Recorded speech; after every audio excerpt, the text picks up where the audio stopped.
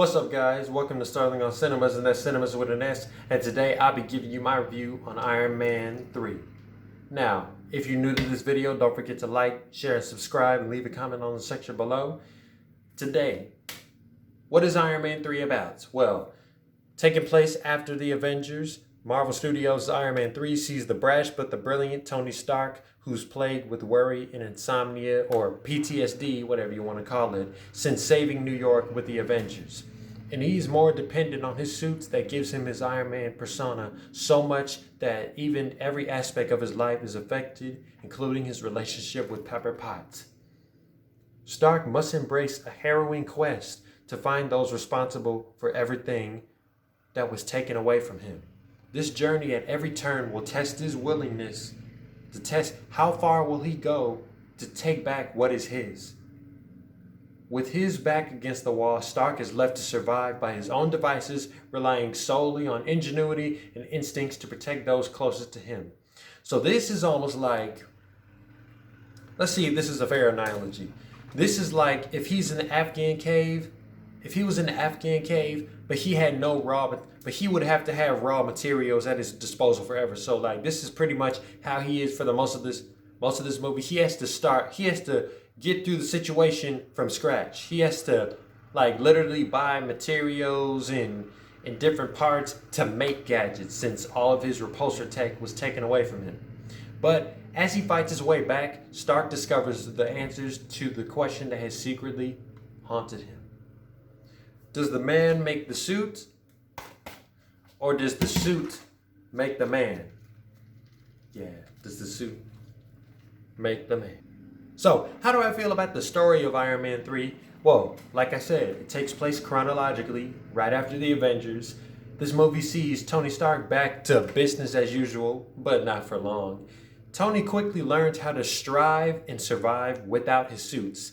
And this was a brilliant approach for the studio to take in order to break Tony out of his mold of armors. So like he said, these suits, these armors, this tech, it was never a distraction or a hobby. It was a cocoon. It was a layer he had to break through. And he's finally broken through at this point. This part of his journey with the wake of the so-called Mandarin, and y'all know why I say so-called, you know exactly why I say so-called. It helps him to become aware prematurely of any imminent dangers like the Chitauri or Thanos. But the worry of another alien invasion to Earth, which will happen, y'all know this is that time, when that time will come, has caused Tony to develop post-traumatic stress disorder. And waking up from nightmares in the absence of his suits raises the mental stakes, not from Thanos, but from the Mandarin. So the story really revolves around the saying, we create our own demons. In this sense, Tony learns to never turn down or reject somebody that has a vision of their own or some kind of potential or knowledge, because it may come true, and it did. In this case, Iron Man 3 felt like a wake-up call in Tony's character as far as his responsibility as a hero, because while he is still a bit reckless on two occasions in this movie, but even though one was unconscious, this is also where we get to see the true connection between him and the suits, as he uses tons of them to his advantage in the climax. From Mark 16 to Mark 40 to the Igor armor, which was that giant armor I thought was the Hulkbuster, which apparently is not, and so on. The characters. So, it's like I said, Tony Stark has changed part of who he is in this final installment of his personal story arc, but he is still grasped by his ego. But hey, aren't some of us are? He has started to be more selfless since his sacrifice played during the final moments of the Avengers. You know, when he went through that wormhole, busted that mothership, and then he fell through. This has become part of him ever since. Iron Man 3 also sees Tony and Pepper's relationship develop into a more intimate one. Aldrich Killian is one of the many demons that are created by Tony Stark as a result of disregard and rejection. The way he ended up as a result of Tony's mistake certainly made for one of the most memorable villains in the MCU. Not the best, not the most powerful, not the most interesting, but his backstory into reasoning as to why he ended up the way he did is perfect, and it's perfectly relatable. It's very parallel to Syndrome in The Incredibles. I'm gonna go a little off, but hey, you'll thank me later. Syndrome in The Incredibles. Y'all remember in the beginning, little Buddy Pine wanted to help buy a part out. He said, "No, go home." He said, "What can I do, Mr. Incredible? You want me to fly this? You want me to fly him home? You want me to take the bad guys out?" He said, "No, go home, buddy. I work alone." And that's a bit of rejection coming out of him towards a super fan. Just like him.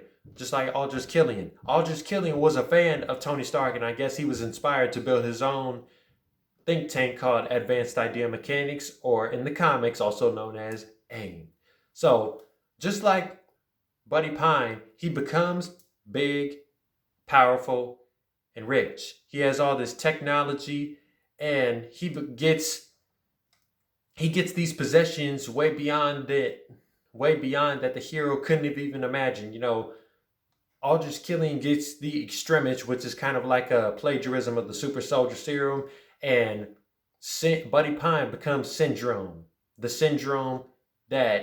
disease that Mr. Incredible created. Now, talking about supervillains, the biggest disappointment in the movie was, of course, this fake Mandarin guy, Ben Kingsley. We were all anticipating an epic showdown between Iron Man and his magical arch nemesis, but apparently it turns out the Mandarin was just an actor named Trevor Slattery.